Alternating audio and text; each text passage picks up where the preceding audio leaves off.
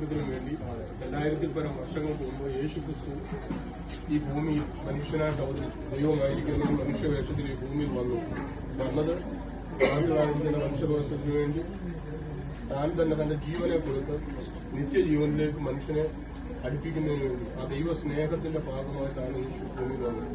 യേശു നമ്മളെല്ലാവരെയും സ്നേഹിക്കുന്നു.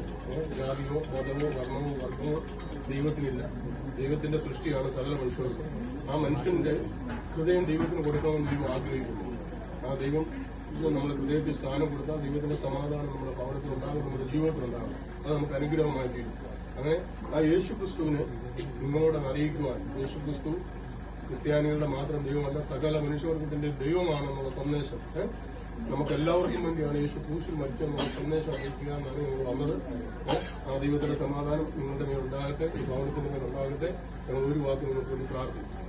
സ്നേഹവാനായ ഞങ്ങളുടെ ദൈവമേ, ഈ വാത്സല്യ ഭവനത്തിൽ ഞങ്ങളുടെ കരങ്ങളിൽ ഏൽപ്പിച്ച് പ്രാർത്ഥിക്കുന്നു. ഈ ഭവനത്തിന് എന്തെല്ലാം വിഷയങ്ങളും ഭാരങ്ങളും ഉണ്ടെന്ന് ഞങ്ങൾ അറിയുന്നില്ല. എന്നാൽ ഞങ്ങളെ സൃഷ്ടിച്ച ദൈവം, ഞങ്ങളുടെ ഹൃദയങ്ങളെ അറിയുന്ന ദൈവം, കർത്താവ് ഈ ഭവനത്തിന്റെ ഏറിയ ആവശ്യമുണ്ട്. അവരുടെ ആഗ്രഹങ്ങളുടെ മേലും അവിടുന്ന് പ്രവർത്തിക്കണം.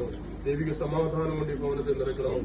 ക്രിസ്തുയേശുവിന്റെ സ്നേഹം ഈ ഭവനത്തിൽ വസിക്കുവാൻ, അവരുടെ ഹൃദയങ്ങളിൽ ദൈവമായിട്ട് നല്ലൊരു ബന്ധം ഉണ്ടാകുവാൻ സർവശക്തനായ ഇടയാക്കണം. അവരുടെ എല്ലാ ഭാരങ്ങളുടെ മേലും, രോഗമാകട്ടെ, ക്ഷീണമാകട്ടെ, ബലഹീനതകളാകട്ടെ, സാമ്പത്തികമാകട്ടെ, ഏതും ആമേൻ, കർത്താവിന് സകലതും കഴിവ് ഞങ്ങൾ വിശ്വസിക്കുന്നു. അങ്ങനെ വിശ്വസിക്കുന്നവരുടെ മേൽ വ്യാപരിക്കുന്ന ദൈവകൃപ കർത്താവ് ഈ ഭവനത്തിലും വ്യാപരിക്കത്തക്കൊള്ളു.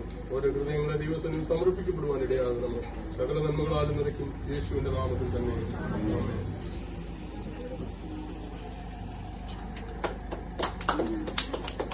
എന്റെ ദേശം